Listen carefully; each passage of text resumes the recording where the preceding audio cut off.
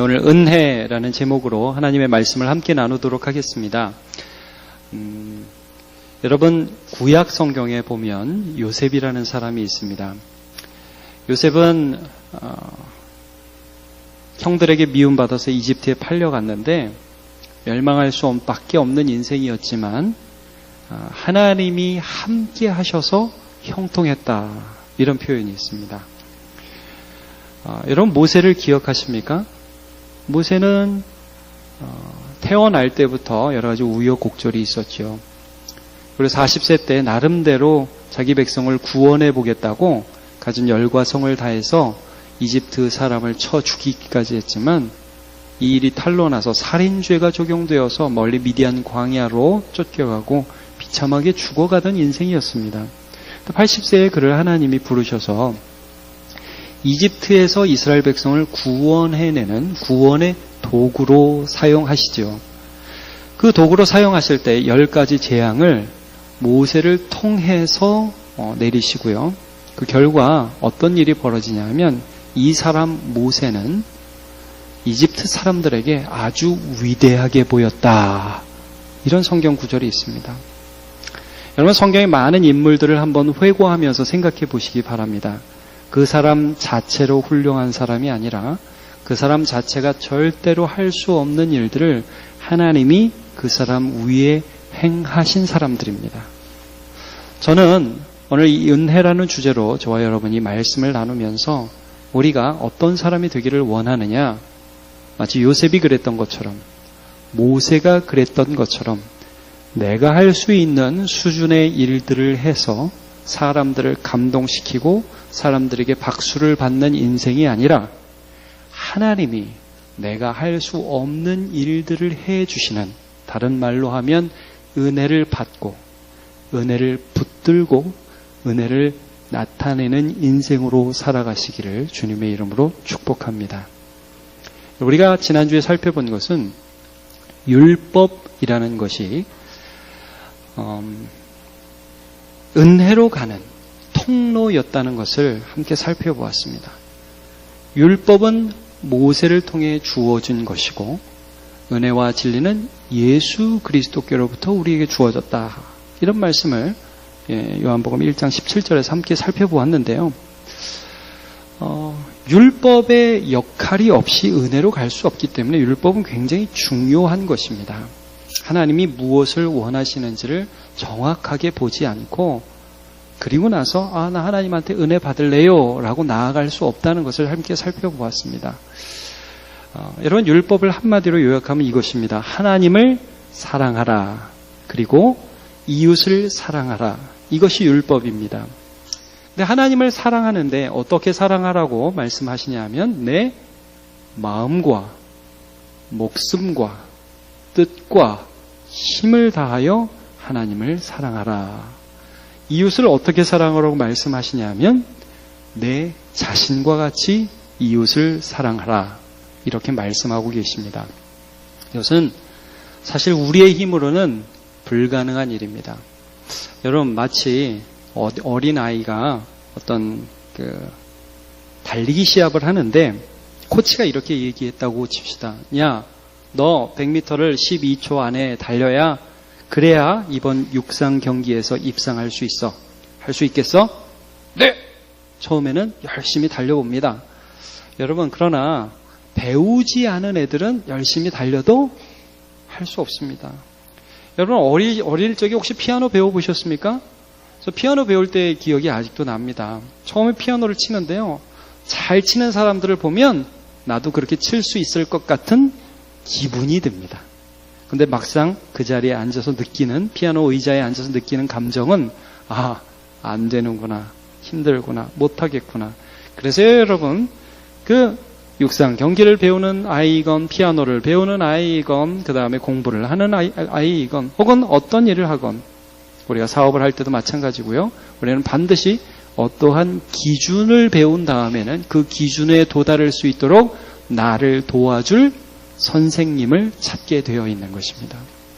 율법이라는 것은 하나님이 우리에게 요구하시는 수준을 딱 알려주시면서 야, 너네 이렇게 살아야 돼.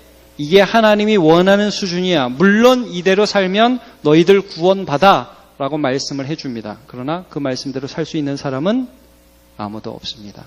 그래서 갈라디아서 3장 23절에 이같이 율법이 우리를 그리스도께로 인도하는 초등교사가 되어 우리로 하여금 믿음으로 말미암아 의롭다함을 얻게 하려 함이라 라고 말씀을 하고 있는 것입니다.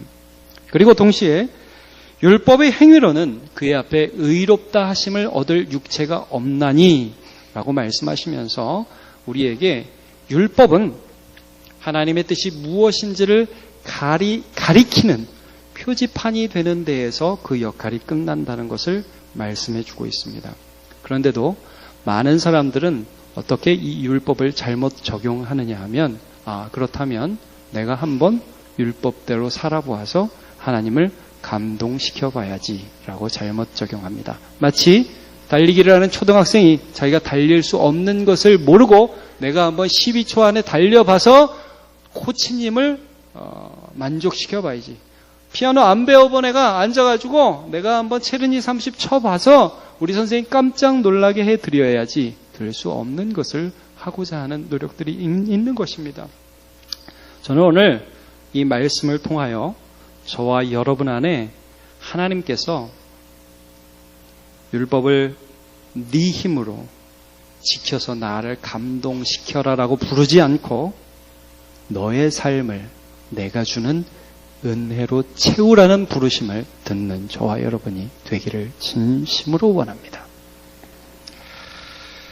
사람들이 많이 우리가 은혜 받고 있다는 사실 자체를 잊어버립니다. 구약 성경에 삼손이라는 사람을 여러분 기억하시죠? 네. 삼손은 굉장히 힘이 센 사람이었습니다. 그 힘은 삼손 스스로에 가지는 힘이 아니라 하나님께서 삼손에게 부여하시는 것이었습니다. 삼손은 나귀턱뼈 하나를 가지고 1000명을 죽이기도 했고 또 성문짝을 등에 지고 산에 올라가기도 하는 괴력을 가진 사람이었습니다. 다시 한번 말씀드리지만 그것은 삼손에게서 난 힘이 아니라 하나님께서 삼손에게 부여한 힘이셨습니다. 근데 시간이 지나면서 삼손이 어떻게 생각했냐면 내 힘이다 생각했습니다. 은혜를 까먹기 시작했습니다. 드릴라라는 여자를 사랑하면서 그 여자의 꼬임이 빠져서 나 머리 한 번도 자른 적 없어. 나 머리 자르면 하나님의 나시린으로서의 자격을 상실해 말해버렸습니다. 잘라버렸습니다. 블레셋 사람들이 다 들이닥쳐서 드릴라가 삼손! 블레셋 사람들이 지금 여기 있어요. 삼손이 뭐라고 하는지 사사기 16장 20절을 보면 이렇습니다. 드릴라가 이르되 삼손이여 블레셋 사람이 당신에게 들이닥쳤느니라 하니 삼손이 잠을 깨며 이르기를 자, 뭐라고 하지? 거기는 같이 한번 읽어볼까요? 시작. 내가 전과 같이 나가서 몸을 떨치리라 하였으나 여호와께서 이미 자기를 떠나신 줄을 깨닫지 못하였더라. 자, 여러분 이겁니다. 삼손이라는 사람의 인생을 받쳐주고 있는 것은 은혜였습니다. 은혜. 근데 그거를 인식하지 못하고 내가 힘이 세다고 생각을 하고 하나님을 무시하고 그리고 그 은혜가 떨어지자 은혜가 떠나가자 아무것도 할 수 없는 존재가 되었습니다. 여러분 우리 인간에게 비극은 무엇이냐 하면 무엇이 옳고 무엇이 그른지를 모르는 것이 비극이 아닙니다. 다시 말씀드리자면 율법을 통해서 하나님의 뜻이 무엇인지를 모르는 게 비극이 아니라 그것을 나의 힘으로 할 수 있는 능력이 우리에게 없다는 것이 비극입니다. 하나님의 뜻을 알아요. 그렇게 살고 싶습니다. 그런데 그렇게 살 수 있는 능력이 우리에게 없습니다. 그래서 하나님이 누구를 주셨는지 아십니까? 예수 그리스도를 주신 것입니다. 자, 여러분, 율법은 가리키는 역할만 합니다. 이게 하나님 뜻이야. 100m 12초 안에 달려. 못해요. 근데 여러분, 은혜라는 것은 무엇이냐 하면 하나님께서 예수 안에서 우리에게 마치 펌프질을 하듯이 마치 쏟아 붓듯이 은혜를 주셔서 감당할 수 있게 해주시는 능력 모든 것들, 이것을 은혜라고 합니다. 여러분, 율법은 우리가 하나님의 뜻을 행할 수 있도록 우리에게 도움을 주지 못합니다. 율법은 가리킬 뿐입니다. 얘들아, 이게 하나님이 원하는 일이야. 책이에요, 그냥 책. 조문이라고요. 그러나 여러분, 은혜는 예수 그리스도라는 인격 안에서 우리의 삶을 뚫고 들어와서 우리의 삶의 능력이 되시고 풍성함이 되시고 우리의 삶의 원천이 되어 우리를 흘러나게 하시는 하나님의 능력입니다. 여러분, 오늘 요한복음에서 이 은혜를 어떻게 표현하고 있는지 요한복음 1장 14절을 보면요. 말씀이 육신이 되어 우리 가운데 거하심에 우리가 그의 영광을 보니 아버지의 독생자의 영광이요. 뭐가 충만하더라? 은혜와 진리가 충만하더라. 여러분, 율법에는 은혜가 충만하지 않습니다. 율법은 이렇게 해, 하지 않으면 죽어. 이것만 나타낼 뿐입니다. 그래서 율법을 통과해야만 은혜로 갈 수 있다는 것을 말씀드렸죠. 그러나 여러분, 은혜는 예수 안에서 충만하게 우리에게 주어 우리에게 베풀어 주시는 것입니다. 16절, 우리가 다 그의 충만한 데서 받으니 은혜 위에 은혜로라. 다시 한번 17절 오늘 본문을 우리 큰 소리로 한번 읽어보겠습니다. 시작. 율법은 모세로 말미암아 주어진 것이요 은혜와 진리는 예수 그리스도로 말미암아 온 것이라. 아멘. 여러분, 은혜는 예수 그리스도를 통해서 우리에게 주어지고 있습니다. 그런데 우리 인간은 끊임없이 그 은혜로 나의 삶을 채우기보다 내가 어떤 행동을 해서 그것으로 나의 삶을 채우기를 원하는 나쁜 습성이 있습니다. 그것 자체가 사실은 죄입니다, 여러분. 죄라는 건 독립심이에요. 하나님과 상관없이 내가 잘해보겠다. 나는 하나님을 못 믿겠다. 이게 죄의 핵심이거든요. 여러분, 우리의 삶을 하나님이 아닌 것으로 하나님 조금 빠져 계시고 여태까지 주신 건 고맙습니다. 여태까지 인도해 주신 것 고맙습니다. 근데 앞으로 갈 때 이제 내가 얼마나 잘했는지를 좀 보여드리고 싶으니까 조금 빠지시고 제가 그 모든 일들을 다 이룬 다음에 박수나 쳐주시죠. 이게 죄입니다. 여러분, 스가랴 4장 6절을 보면 하나님께서는 우리에게 분명히 이렇게 말씀하셨습니다. 그가 내게 대답하여 이르되 여호와께서 스룹바벨에게 하신 말씀이 이러하니라. 만군의 여호와께서 말씀하시되 이는 힘으로 되지 아니하며 능력으로 되지 아니하고 오직 나의 영으로 되느니라. 여러분, 다시 한번 제가 이 본문을 읽어볼까요? 여호와께서 말씀하시되 이는 너의 힘으로 되지 아니하며 너의 능력으로 되지 아니하고 오직 나의 영으로 되느니라. 은혜입니다. 한 부자가 와서 예수님 앞에 어떻게 하면 구원받습니까? 예수님이 각설하고 예수님께서 끝에 이런 말씀하셨죠. 네 재산을 팔아 가난한 자에게 나눠주라. 근심하고 가버렸습니다. 재산에 대한 물질에 대한 욕구들을 어느 누구도 쉽게 버릴 수 없습니다. 예수님이 제자들에게 이런 말씀을 하셨습니다. 부자가 하나님 나라에 들어가는 것이 얼마나 어려운지 낙타가 바늘귀에 들어가는 것보다 더 어렵다라고 말씀을 해주셨습니다. 사람들이 아니 그 큰 낙타가 이 조그만 바늘귀에 못 들어가는 만큼 부자가 천국에 가는 게 힘들다면 누가 구원을 얻을 수 있겠습니까?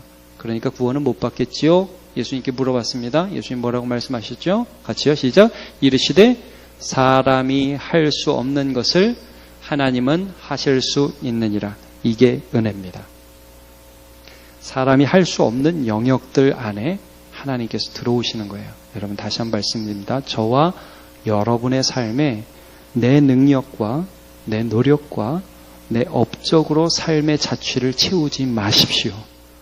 하나님만이 하실 수 있는 것이 내 인생 전체에 남는 인생이 되시기를 여러분 간구하시고 경험하시기를 바랍니다. 로마서 8장 3절에 이런 말씀이 있습니다. 자, 요거 PPT 준비했습니다. 그러나 한번 찾아봅시다. 로마서 8장 3절입니다.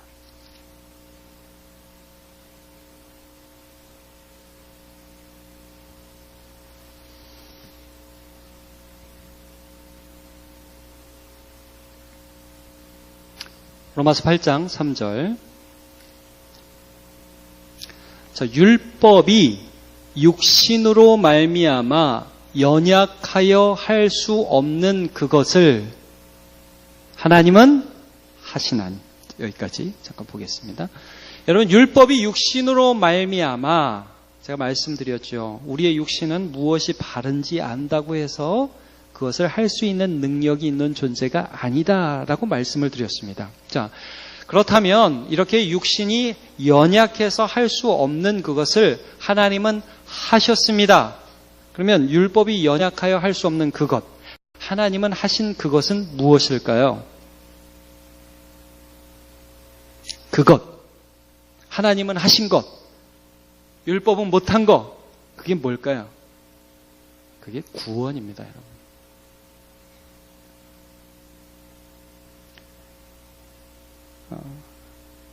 하나님을 떠난 죄인을 하나님의 자녀 삼는 것, 그거 우리가 율법을 지켜서 못합니다.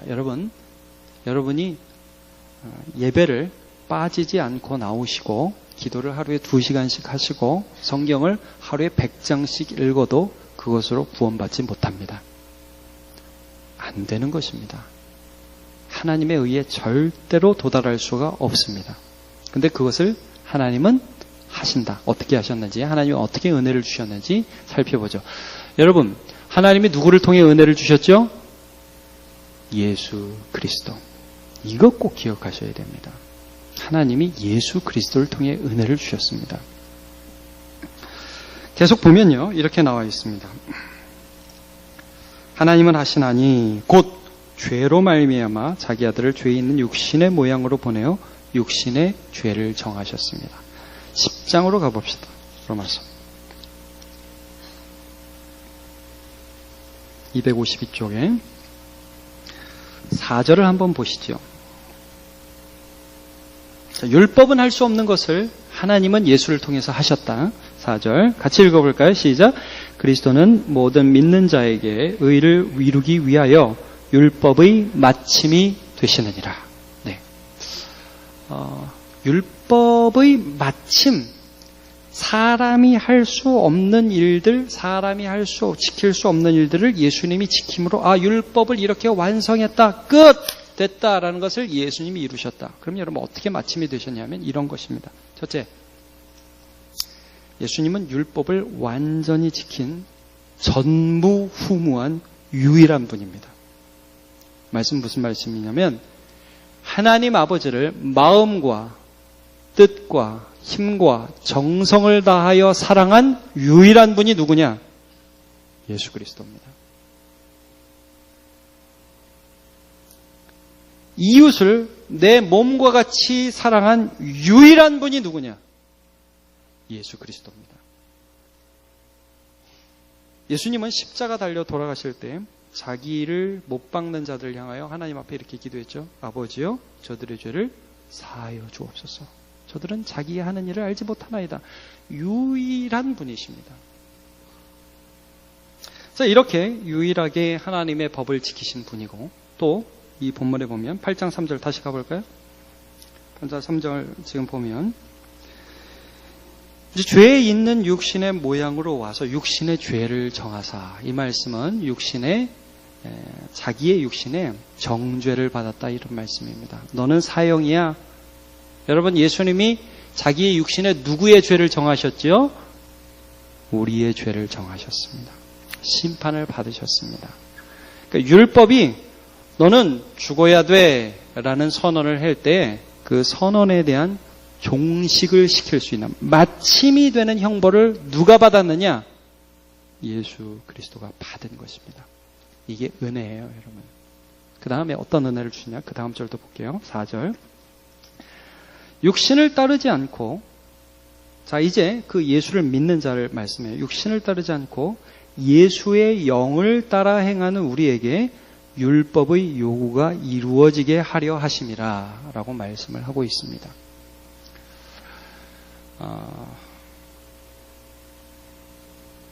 여러분, 이게 은혜인데요.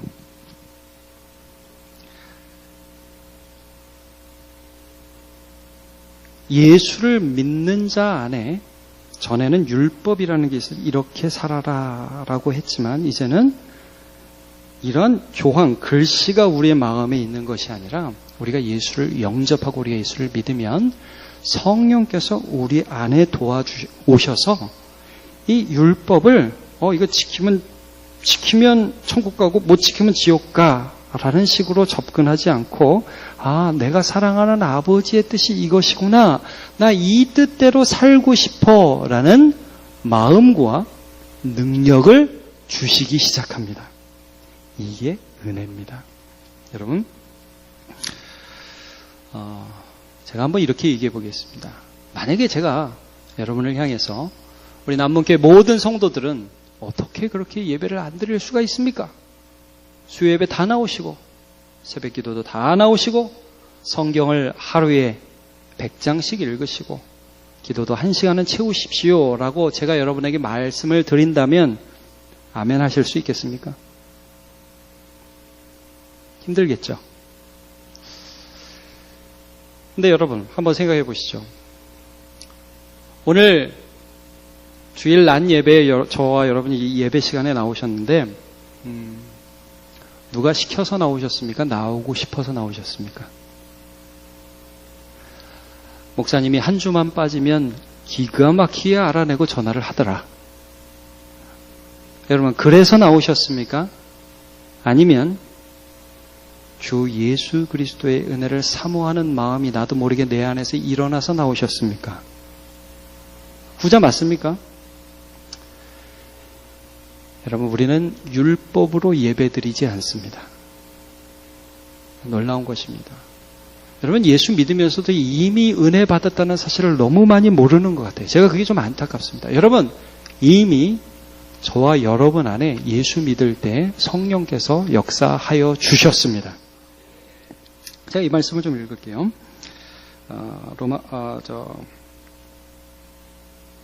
고린도전서 2장 12절을 보면요. 우리가 세상의 영을 받지 아니하고 오직 하나님으로부터 온 영을 받았으니 이는 우리로 하여금 하나님께서 다시 같이요. 시작. 우리에게 은혜로 주신 것들을 알게 하려 하심이라. 은혜로 주신 거예요. 여러분 예수 믿는 건 회개하는 건 은혜인데 혹시 은혜라고 생각하십니까? 여러분 예배 드리는 것 시켜서가 아니라요. 드리고 싶은 마음, 내 속에서 일어나는 이 마음 있죠? 이거 은혜인데 혹시 아십니까? 전도해 보면 알죠? 이 자리에 갖다 놓는 것 자체가 불가능하다는 것. 우리 남편 그렇게 여기에 한번 갖다 놓으려고 그랬는데 말을 들어요, 안 들어요? 안 듣습니다. 여러분 그것은 안 듣는 것이기도 하지만 못하는 것입니다. 안 돼요. 자연인은 하나님의 뜻에 굴복하지 않을 뿐 아니라 할 수도 없습니다. 근데 여러분 우리가 예수 믿을 때 성령께서 우리 안에서 역사하셨고 그리고 예수를 따라갈 때에 회개하고 넘어지고 자빠지고 그럴 때 주님 붙들고 하는 그 모든 것 있죠? 그 은혜입니다, 여러분. 다시 한번 생각해 보세요. 여러분 예수 믿으십니까? 예수 믿으시면 그 믿은 인생으로부터 오늘까지를 한번 생각해 보십시오. 내가 해온 일이 뭔가? 내가 이룬 일이 무엇인가? 그리고 하나님이 하신 일이 무엇인가를 기억해 보십시오. 여러분 내가 한 모든 것들이 다 지나가고 없어질 것입니다.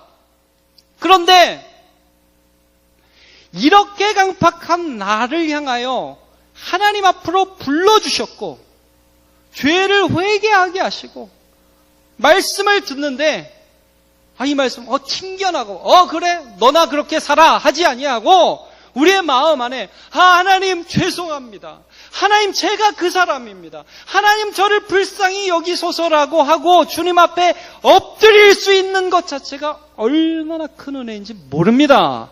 그리고요 예수 믿는 사람은 삶의 순간순간마다 하나님께 엎드려 은혜를 구하는데요. 여러분, 예수 믿으면서 간증이 없는 것은 불가능한 일입니다. 돈 없을 때 하나님이 채워주셔요. 아무도 아멘 안 하시네.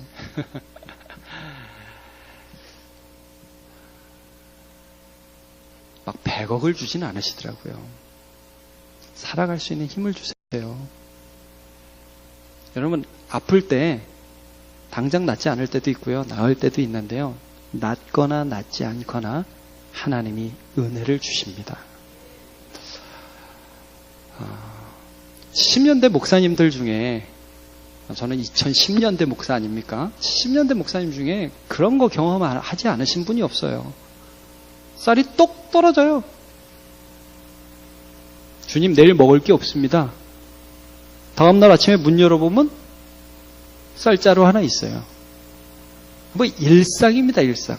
여러분, 예수 그리스도를 믿고 예수 그리스도께서 채워주지 않는다?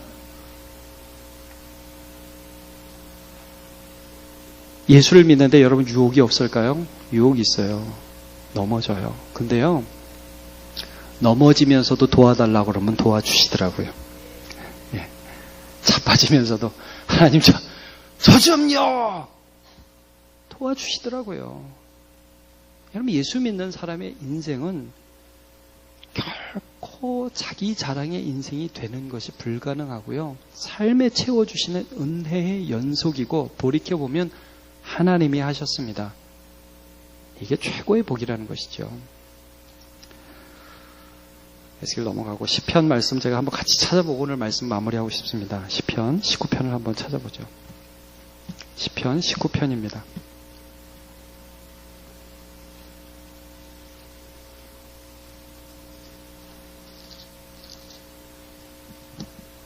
(7절부터) 한번 보시죠.